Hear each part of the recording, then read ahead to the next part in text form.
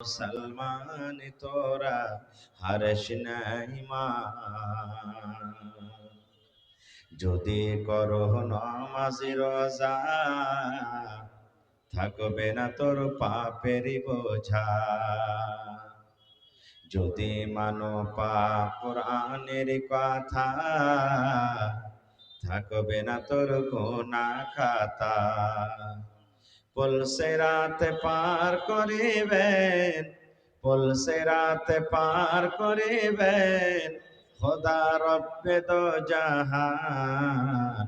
ওরে মুসলমান তোরা হর্ষ নাই মান, নমাজ পড়ো রোজা রাখো, নমাজ পড়ো রোজা রাখো, আর পড়ো কোরআন। ওরে মুসলমান তোরা হর্ষ নাই মান, কি করে কি আমল কলি একাই আলি একাই যাবি। কি করে কি আমল কলি একাই আলি একাই যাবি।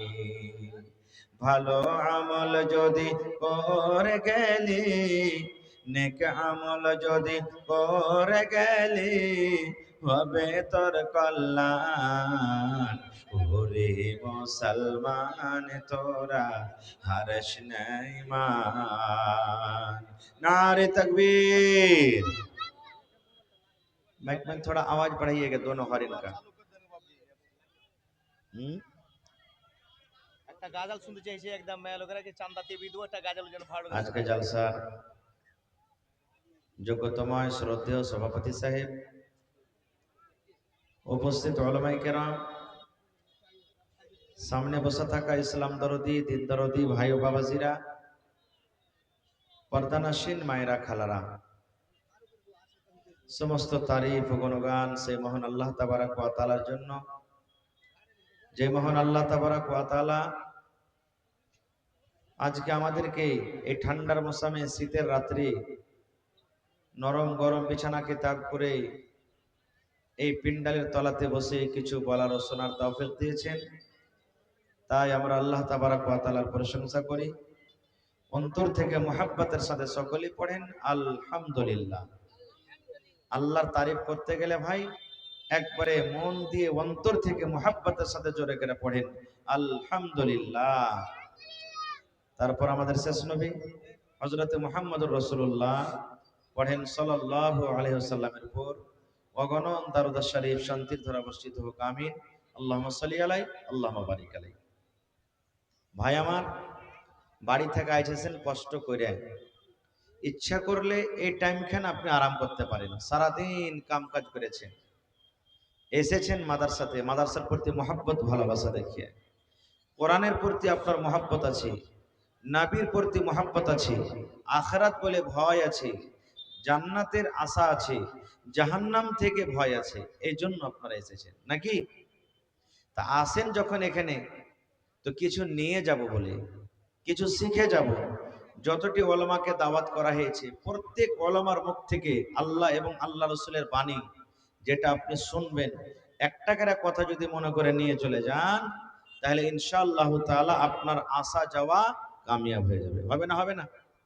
জোরে বলেন, হবে না? হবে না? না হলে একটা লোক জালসা শুনতে জীবনেই কোনোদিন যাই না, 10 বন্ধুর চক্করে পড়ে কয়ে সলেমান রে চল জালসা শুনে আছে, কইছে কোনটা জালসা? না তাল বানাতে জালসা হয়েছে, চল। ও কইছে জালসা কেমন হয়? কইছে যাবি তাহলে তো দেখতে পাবি যে জালসাটা কেমন হয়। 10 বন্ধুর পাল্লাতে পড়ে লোকটা একবারে সোজা জালসা শুনতে এসেছে। মৌলানারা যে যেমন পেরেছেন ওয়াজ করেছেন, তার মধ্যে একটা মৌলানা ওয়াজ করেছেন, দেখেন ভাই, পেশাব করতে গেলে পানি নিয়ে পেশাব করবেন। মেলায় ভাই এখন এমনও আছে মজলিসে পেশাব করছে পানি লেই না, রসুলের হাদিস পানি লেও, পানি যদি না তাও তাহলে সুখা ঢাল কিংবা ইট লেও, লিয়া তখন তুমি ইস্তিনজা করো। কত ভাই আছেন পেশাব করবে, ছিটে জুতাতে লেগে গেল, কাপড়ে লেগে গেল, লুঙ্গিতে লেগে গেল, পায়জামাতে লেগে গেল, কিংবা পেশাব করছে, পেশাব করতে করতে ভালোভাবে পেশাব হয়নি, এখনো টস টস টস টস করে পড়তে আছে, 2-4 ফোঁটা পড়তে থাকলো, কাপড়ে লেগে গেল, চলে গেল উঠে। ভাই মুসলমান, কত বড় পাপ জানেন? আল্লাহ রসুল একদিন রাস্তাতে হেঁটে চলেছেন একটা গাধাতে চড়ে, ঘোড়া কিংবা গাধাতে চড়ে। সাহাবাই কেরাম জামাত আরো আছেন। হাঁটতে হাঁটতে হাঁটতে গাধাটা হঠাৎ করে ধেড়কে গেল, বিঁধকে গেল। এমন হয়ে ধেড়কিল যে মনে হয় নবী সাহেবকে ফেলে দিবে ওপর থেকে, এরকমই ধেড়কে গেল। নবীজি নামলেন ওখানে যে আমার গাধাটা ধেড়কে কেন গেল, কারণটা কি? দেখছে তো কয়েকটা ওখানে কবর, যেখানে গাধাটা ঢেড়কে গেছে ওখানে কয়েকটা কবর। সাহাবে কেরাম যারা সাথে ছিলেন নবীজি বললেন যে হ্যাঁ গো, এই কবর গালা কার তোমরা জানো? বলছে জি নবীজি জানি। এবার নবীজি বলছেন আমার গাধা ঘেড়কে গেল, মনে হয় আমাকে ফেলে দিবে, কি কারণে ঝেড়কিল তোমরা কি জানো? বলছেন না। এবার রসুল কি বলছেন দেখেন, রে আমার সাহাবীরা, আমার গাধা এই জন্য ঝিড়কে গেল, আমার ঘোড়া এই জন্য ঝিড়কে গেল, এই যে তোমরা কবর দেখতে পাও, এই কবরের ভেতরে দুটা কবর এমন আছে রে উম্মত, যে কবরের ভেতরে আযাব হয়, যে কবরে শাস্তি হয়, কবরের ভিতরে শাস্তি হয়।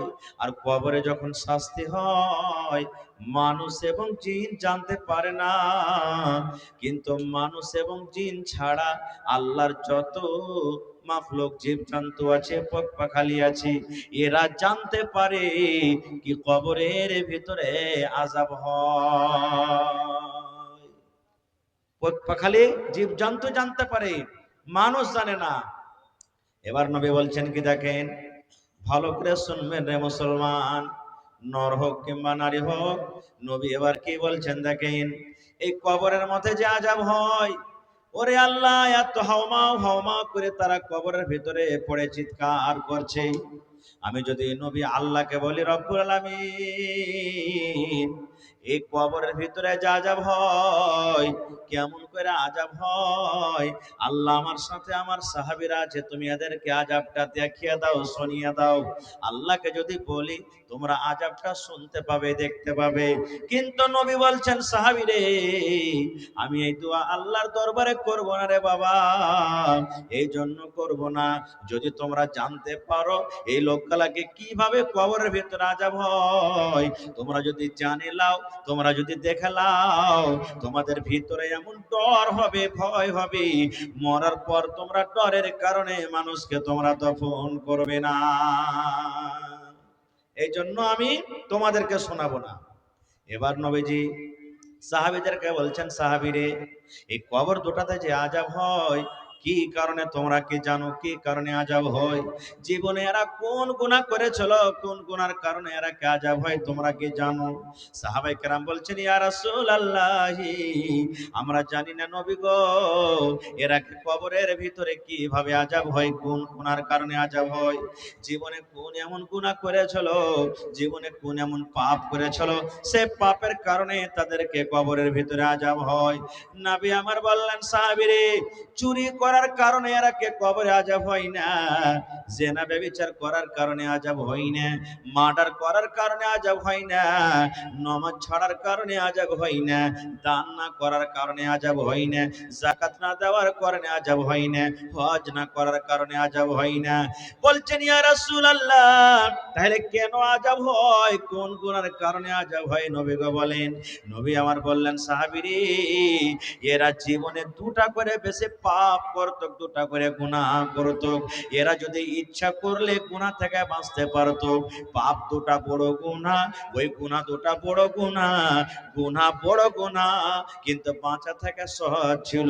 ইচ্ছা করতে গেলে এরা বাঁচতে পারত, কিন্তু এরা ছোট গুনাহ মনে করে বাঁচতে পারেনি, যার কারণে আল্লাহ রাব্বুল আলামিন তারাকে কবরের ভিতরে শাস্তি দেয়। নারে তাকবীর।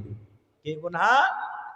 এক নম্বর নবী বললেন, দুজনের মধ্যে একজন পেশাব করত, কিন্তু পেশাবের ছিটা থেকে বাঁচত না।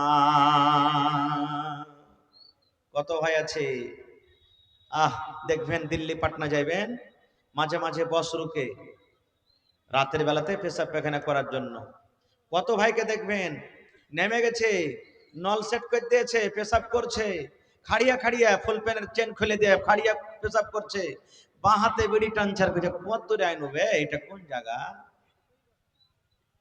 বাঁ হাতে। নবী আমার বলেছেন পেশাব করতে বসে তোমাকে যদি কেউ সালাম দেয়, সালামের তুমি জবাব দিও না। তুমি পেশাবে বসে আছো, রাস্তা দিয়ে কোনো লোক চলে যায়, তোমাকে যদি বলে আসসালামু আলাইকুম, বসে বসে নবী বলেছেন তুমি ওয়ালাইকুম সালাম বলিও না, যতক্ষণ পর্যন্ত তুমি ফারিগ না হয়ে যাইবে।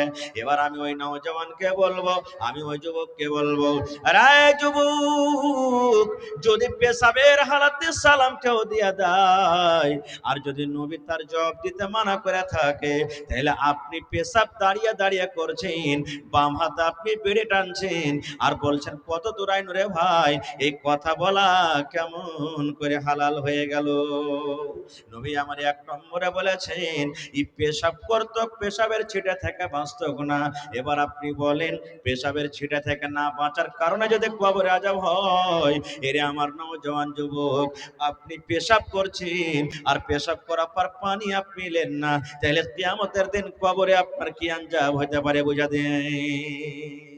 দুই নম্বর নবী বলেছেন এই কবরের ভিতরে আযাব হয়, এই লোকটা বেশি বেশি করে গীবত করত, এই বেশি বেশি করে চুগলখড়ি করত, একটা মাওলানার গীবত করত, একটা হাজী সাহেবের গীবত করত, মাদ্রাসার সেক্রেটারির গীবত করত, একটা নামাজের গীবত করত, একটা মৌলভী সাহেবের গীবত করত, এরকম ভাবে লোকের গীবত করত, ইজ্জতকে মার্ডার করে দিত। আরে অমুক মাওলানা তো এরকম, অমুক নামাজি তো এরকম, অমুক হাজী সাহেব এরকম, এই করে করে লোকের সামনে তার গীবত করত, চুগলখড়ি করত। গীবত করা বড় গুনাহ, গীবত করা বড় পাপ, গীবত করা চুগলখড়ি করা কাবিরা গুনাহ, কিন্তু বাঁচাটা ছিল সহজ, বাঁচাটা ছিল আসান। মুখ বন্ধ করতে গেলে তার মুখ থেকে গীবত চুগলখড়ি বের হইতো না। নবী বলেছেন উম্মত রে, এই দুটা পাপ দুটা গুনার কারণে এই কবরের ভিতরে লোক দুটাকে আযাব হয়। আমি বলছিলাম জালসা শুনতে গেছে, মাওলানা ওয়াজ করেছেন যে দেখেন ভাই পেশাব করবেন তো পানি লিয়া, পানি না থাকলে ঢাল লিয়া করতে হবে। ই খ্যাপা বাড়ি গেছে, বাড়ি গেছে আর বাড়ি যে সিমেন্টের বোরার আধ বোরা বালি লিয়েছে আর লিয়ে ঘাটে ডুয়েলে বেড়েছে। তারপর দিন তখন দুদিন তিন দিন পর ফের ওর দোষ কয়েছে যে সোলেমান জালসা শুনতে যাবি না রে, কোথায় কোনটা জালসা, কোথায় ডোমরা মাদ্রাসায় জালসা, চল।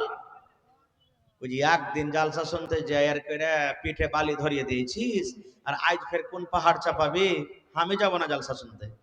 ওই যে কেমন কথা, ওই যে মৌলানা সেদিন ওয়াজ করেছে যে পেশাব করতে বেশে পানি লিও, পানি না পাইলে ঢাল ইস্তেমাল করিও, তো ঢাল কোনটা ডুহে লিয়ে বেড়াবো, তার লেগে পোড়াতে বালি লিয়ে বেড়াচ্ছি, ঢাল লিয়ে বেড়াচ্ছি, যখন দরকার হবে তখন এটাকে ইস্তেমাল করবো। এরকম উল্টা পাল্টা বুঝলে ওয়াজ শোনা হবে যে ভাই, হবে না। ভাই মুসলমান, আজকে মাদ্রাসা, মাদ্রাসা হলো মুসলমানের মান শান ইজ্জত, মাদ্রাসা হলো মুসলমানের ঈমান। আজকে যে আপনি এসেছেন, আজকে আপনার সামনে আমি দুটা কথা বলছি, আমি একটা মাদ্রাসার প্রোডাক্ট, মাদ্রাসার পড়া, মাদ্রাসা যদি আমি না পড়তাম আমার ক্ষমতা ছিল আপনার সামনে কিছু বলার? ক্ষমতা ছিল না। মাদ্রাসা যদি না থাকে, বাপ মরলে যেমন বাচ্চা ইয়াতিম হয়ে যায়, দিন থেকে শরীয়ত থেকে আমি আপনি ইয়াতিম হয়ে যাব। নবী কি জিনিস, আল্লাহ কি জিনিস কিচ্ছু বুঝবো না, জানেন? সুবহানাল্লাহ। নবীর জামানাতে নবীজি একদিন বসে আছেন, নবী আমার বসে আছেন, নবী মুহাম্মদ সাল্লাল্লাহু আলাইহি সাল্লাম আর নবীর স্ত্রী মা আয়েশা রাদিয়াল্লাহু তাআলা আনহা বসে আছেন। এই মায়েরা, ভাইয়েরা, আপনারাকে বলছি, মেলা লোক বলবে বেটিরাকে ফের পড়িয়ে কি হবে রে, এরাকে পড়িয়ে লেখিয়ে ওই লোকের বাড়িতে খালি গোবর আর ছাই তুলাই হবে, এরাকে পড়াইতে হবে না। না, পড়ালেখা কি জিনিস দেখেন, নবী বৈশা আছেন আর নবীর পাঞ্জরা নবীর বিবি বৈশা আছে, আর ইয়াহুদির এক টিম, এক ইয়াহুদির জামাত নবীর কাছে চলে এসেছেন, এসে সালাম দিচ্ছে। আমি যখন স্টেজে বসনো আপনারা সালাম দিন না, আসসালামু আলাইকুম দিন না, দিন না, সালাম দেওয়া কত নাকি, এরা একটা হাদিস শুনেন। নবী আমার একদিন মজলিসে বসে আছেন, আপনারা যেমন বসে আছেন ওয়াজ শুনছেন, একটা সাহাবী এসে বলছেন আসসালামু আলাইকুম। শুধু আসসালামু আলাইকুম বলে দিলেন, এবার বসে গেলেন। নবী বললেন আসসালামু আলাইকুম বললেন, ইয়ার নেকি হলো 10টা নেকি, লোকটা 10টা নেকি পেয়ে গেল। ভালো করে শুনবেন, আসসালামু আলাইকুম এই কথা বলে সাহাবী বসে গেলেন। নবী বললেন ওয়া আলাইকুম আসসালাম, 10টা নেকি পেয়ে গেল। আরেকটা সাহাবী এসে বলছেন আসসালামু আলাইকুম ওয়া রাহমাতুল্লাহ, ওয়া রাহমাতুল্লাহ বাড়িয়ে দিলে নবী বলছেন 20টা নেকি পেয়ে গেল।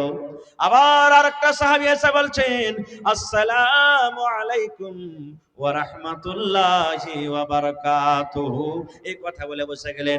নবী বললেন সেই 30টা নেকি পেয়ে গেল।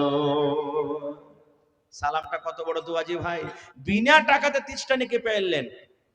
আর আপনি দিল্লি পাঞ্জাবে থাকবেন, বাত করবেন কে রে গুইধার মা, মানে গুইধার মা আর গুধির মা কে শুরু করে দিচ্ছেন আপনি। মা খালারাও বলবে কেজি গুধার বা, সালাম মুখে নাই, দুয়াটা হলো সালাম। সালাম দেন, স্ত্রী হলো তো কি হলো, আপনি হাট থেকে এলেন, বাজার থেকে এলেন, চক থেকে এলেন, বাড়িতে সান দেবেন, সালাম দেবেন আসসালামু আলাইকুম, আসসালামু আলাইকুম বলবেন। কত মা খালা ফের এমন আছে যে শরীয়ত বুঝে না, দিন বুঝে না, তো উল্টা পাল্টা কথা বলে মিনসাকে দেখলে সালাম দিছে দেখে হ্যাঁ করে হাসবে। হ্যাঁ সুবহানাল্লাহ। আর কত ভাই এমন আছেন যে স্ত্রীর মোহাব্বত ভালোবাসা প্যার বুঝবে না খুব। আল্লাহ, একটা হুঁচলা বেটা ছেলে ছিল ভাই, এই জালসা শুনতে এসেছে, আর জালসা শুনে মৌলানারা ওয়াজ করেছেন যে তোমার স্ত্রীর মাঝে মাঝে তারিফ করিও, স্ত্রীর মাঝে মাঝে তারিফ করিও। যখন তোমার সামনে তরকারি দিবে তো বলি ওহ আজ হালেমার মারে তরকারি খুব সুন্দর বনেছে, ভাত খুব সুন্দর বনেছে, আজ খিচড়ি যে বানাচ্ছিস খুব ভালো, মানে মাঝে মাঝে তারিফ করিও। তাহলে স্ত্রীর মনটা কি হবে, খুব ভালো লাগবে, বড় হবে যে আমার স্বামী আমার খানার তারিফ করছে। এই জালসা শুনে বাড়ি গেছে, ভোরবেলাতে খাইতে দিয়েছে। আর রাতকের জালসা মনে আছে আর যে মৌলানা ওয়াজ করেছে যে স্ত্রী খাইতে দিতে গেলে একটু মাঝে মাঝে তারিফ করিও খানার। ই কইছে কোনোদিন তো হার স্ত্রীর আমি তারিফ করিনি, আজ হার স্ত্রীর মনকে একবারে বড় করে দেবে। খাইতে বসে বসে তখন কইছে আজ তরকারি কত মিঠা করে বানাচ্ছিস রে, হইলো একটা। ফের যখন কয়েছে আর একটা তরকারি দিয়েছে, বাপরে আজ তরকারি এতই ভালো লাগছে মনে হয় খোরার খোরা খেয়ে চলে যাই। বাড়তে ঘরের ভিতরে একটা ব্যালন ছিল, ভাই ব্যালন বুঝেন, উটি পাকা ব্যালন, কাঠের ব্যালন, ব্যালনটা নিয়ে সরকার আর পুরুষের মাথাতে একটি ব্যালন দিয়েছে। ব্যালন দেওয়া পর তখন বলছে হারে তুই মারলি কেনে, কইছে মুখ পড়া মিনসা কাহাকার, প্রত্যেক দিন আমি নিজের হাতে খানা বানিয়ে খাওয়ানো, একদিনে তারিফ করলে না, আজ পরের বাড়ি থেকে একটু সালন চেয়ে খাওয়ালছি তো কি তুমি তারিফ করতে শুরু করে দিয়েছো। হ্যাঁ, তো এই তো মহব্বত আর ভালোবাসা আমাদের, সুবহানাল্লাহ। তো নবী আমার বসে আছেন, মা আয়েশা রাদিয়াল্লাহু তাআলা আনহা বসে আছেন, আর ইহুদির একটা টিম নবীকে সালাম দিচ্ছেন আসসালামু আলাইকুম, কি দিচ্ছেন আসসালামু আলাইকুম, ইয়ার মানে হলো আল্লাহর সালামতি তোমার উপরে হোক, আল্লাহর রহমত তোমার উপরে হোক, আল্লাহর দয়া তোমার হোক হোক, আসসালামু আলাইকুম। ইহুদির জামাত নবীকে বলছেন আসসালামু আলাইকুম, হে নবী তোমার উপরে মত হোক, তুমি মরে যাও। দেখেন বদদুয়া দিচ্ছে নবীকে, আসসালামু আসসালামু আসসালামু আসসালামু আলাইকুম। আপনি বলেন দুনিয়াতে যতই পুরুষ খারাপ থাক, চোর লুচ্চা লাফুঙ্গা ডাকাত থাকুক, যদি ওর স্ত্রীর সামনে যদি কেউ দোসরা মানুষ গাইল দেয় ছাড়বে, মুখ ভেঙে দেবো রে মরা বেটা মরা, কি মনে করেছিস। হায়রে নবীর স্ত্রীকে দেখেন, নবীকে যখন ইহুদের টিম এসে বলছেন আসসালামু আলাইকুম, মায়েশা আরবি পড়া মানুষ বুঝাইলেন আল্লাহ রে আমার স্বামীকে গাইল দিয়ে দিলে, আমার স্বামীকে বদদুয়া দিলে। এবার মায়েশা বলছেন ওয়া আলাইকুম আসসালাম আল্লাহ না, এই ইহুদিরা রে আমার নবী তো তোরাকে কোনো খারাপ ভাষাতে গাল দেয়নি রে, আমার নবী তোরাকে কোনো কথা বলেনি, আমার নবী তোরাকে কোনো বদদুয়া দেয়নি, আমার নবী এরকম কোনো ভাষা বলেনি যে তোরাকে খারাপ লেগেছে। আমার নবীকে কেনে তোরা গায়েল দিলি, কেনে বদদুয়া দিলি, কেনে বদদুয়া দিলি। মায়েশা তখন উত্তর দিয়া বলছেন ওয়া আলাইকুম আসসালাম আল্লাহ না, এই ইহুদিরা রে আমার নবীর উপরে কেন মত আসবে, তোরকে পরে মত আসুক তোরাই মরে যা, আল্লাহর লানত তোরকে পরে বর্ষিত হোক। এবার আপনাকে বলি আরো কথা মাঝখানে আছে, আমি ওদিকে যাব না, আমি পয়েন্ট এটা আপনাদের সামনে বলছি। মায়েশা যদি পড়ালেখা না হইতেন এরকম ভাবে ইহুদিদেরকে জবাব দিতে পারতো ভাই, জোরে বলেন পারতো? ইয়াহুদিরা জবাব দিতে পারত না। তাহলে বেটি ছেলেরও পড়ালেখার দরকার আছে নাকি? আর একটু আগে চলেন। আজকে পড়ালেখা না থাকার কারণে স্বামী স্ত্রীর মধ্যে মিল মহব্বত ভালোবাসা নেই, আছে না নেই? ভাই নিজের চোখে দেখা বলছি, এই 2022 সাল থেকে নিয়ে এই 25 সাল চলছে এখন, এই 3-4 বছরকার মধ্যে তালাক যে হয়েছে রে ভাই, আপনাকে দেখে কেমন আছে না আছে, ওরে আল্লাহ, শেরশাবাজিতে কোন এমন গান নাই যে মাসে একটা দুটা করে তালাক হয়নি, হয়েছে না? তালাকটা কেন হয়েছে জানেন? দুটা কারণ।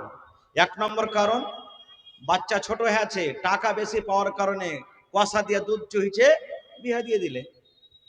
হ্যাঁ, বাড়িঘাট চকে, এই চকে ওই চকে জমিন বিক্রি হয়েছে, 5 লাখ টাকার দরকার আছে, 3 লাখ আছে, 2 লাখ টাকা কোনটা পাবি, দিয়ে দেবি, হ্যাঁ হয়ে যাবে কোন রকম কাম।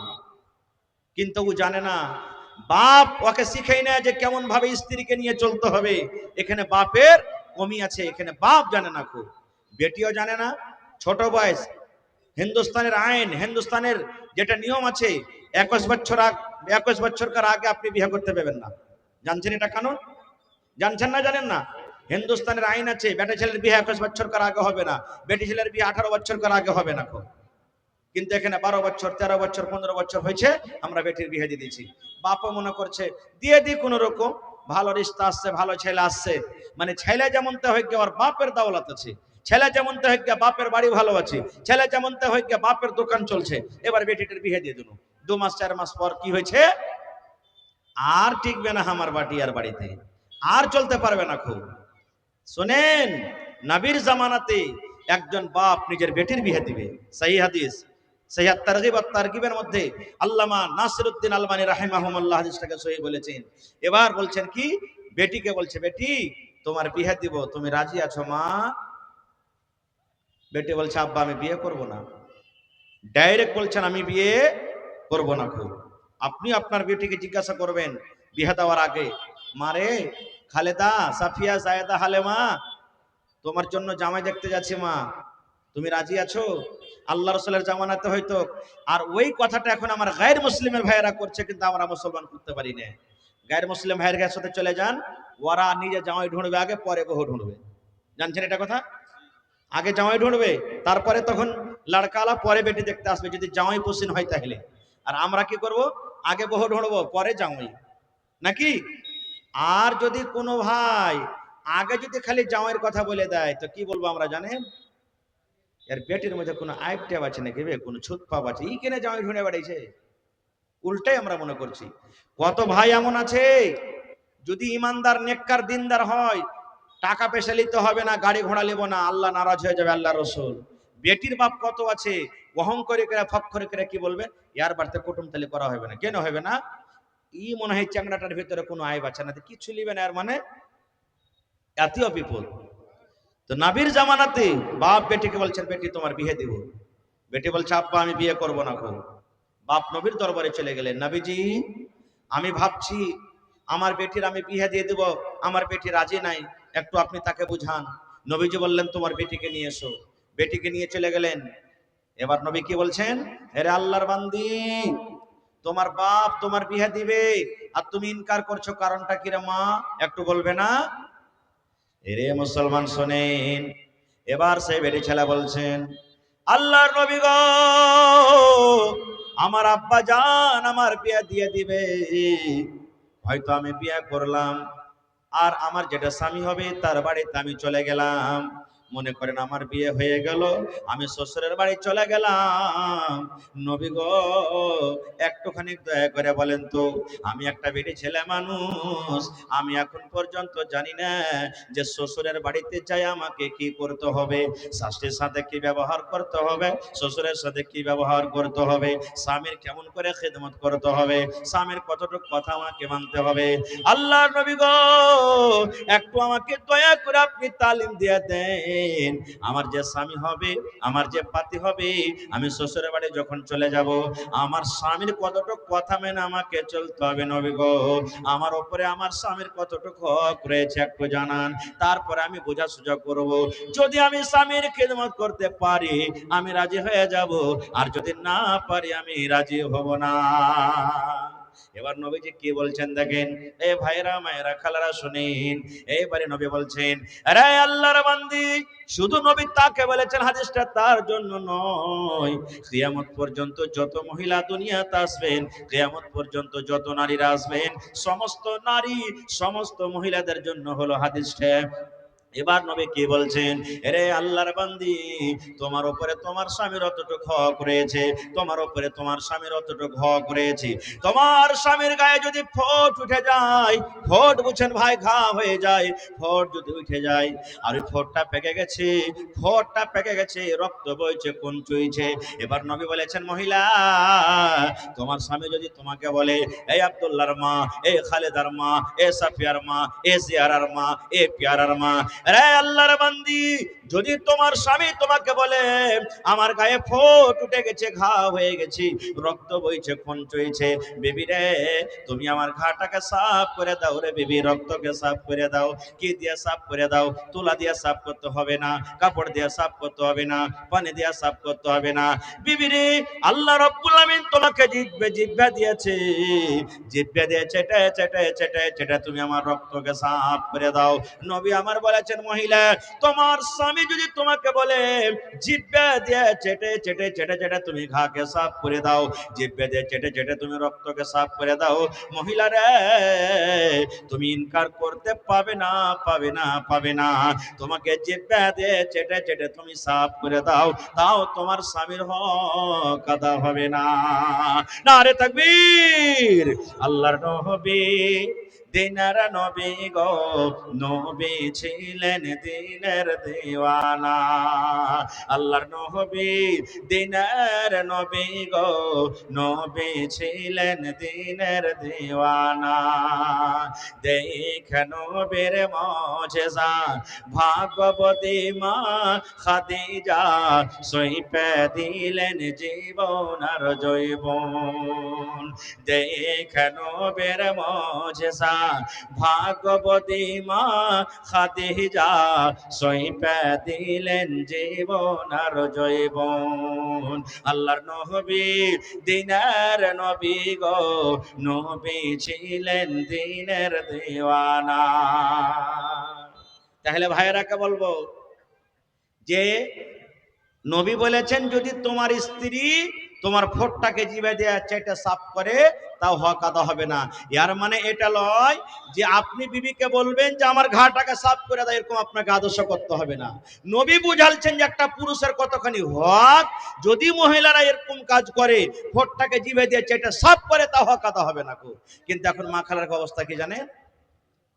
বাড়িতে এলো ওর স্বামী হাট থেকে, বাজার থেকে, মাঠ থেকে, দোকান থেকে, খুব তীর্ষে লেগেছে, কিংবা গরম শরীরে লেগে গেছে, বিবিকে বলে, হালেমার মা একটু ফ্যানটা চালিয়ে দাও তো, হালেমার মা খুব পিপাসা লেগেছে, এক গ্লাস পানি দাও তো, কিংবা খাইতে দাও তো, ভোক লেগেছে। আর মা খালারা যদি অন্য যদি কোনো কাম কাজ করে, মন খারাপ হয়ে থাকে, তো কি বলবেন জানেন? তুমি একটু লিয়া খাইতে পারবে না নাকি? এখানটা কাম করছে তো কতটা লাট সাহেব হয়ে গেছে, তুমি একটু তুমি পানিটা লিয়েছে খাইতে পারবে না? মায়েরা খালারা শোনেন, আমার মাওলানারা বসে আছেন, জিজ্ঞাসা করবেন।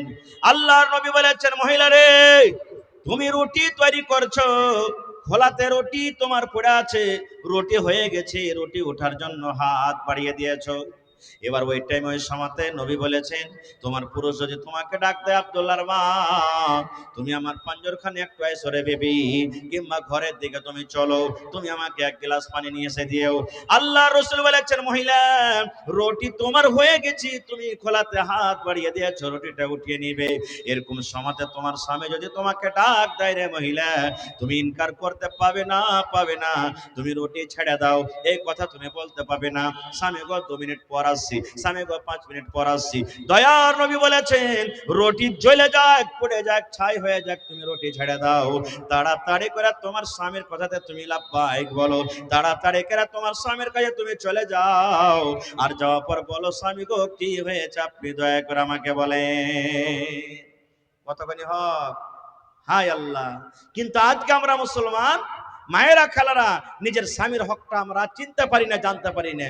না জানার কারণ কি? ইলম আমাদের ভিতরে নেই, শিক্ষা আমাদের ভিতরে নেই। আর একটু আগে চলেন ভাই মুসলমান, আপনারা আমরা পুরুষ হয়ে গেছি তো গাছের গোটা নাকি? গাছের গোটা হয়ে গেছি। যদি কোনো ভাই এই খেয়ালে থাকে, মনে মনে করে আমরা পুরুষ আছি, আমরা আজাদ আছি, পুরুষ আছি আমরা একবারে পিঞ্জরে থেকে বাইরে আছি, আর যে মহিলা ওরা বন্ধনে আছে। না, যেমন আজকে বসে বসে জালসা শুনছেন, নবীর জামানাতে এক মজলিস লেগা আছে, বৈঠক চলছে, নবী আমার মজলিসে আছেন। এবার একজন সাহাবী নবীকে সওয়াল করে দিলেন, কি জানেন?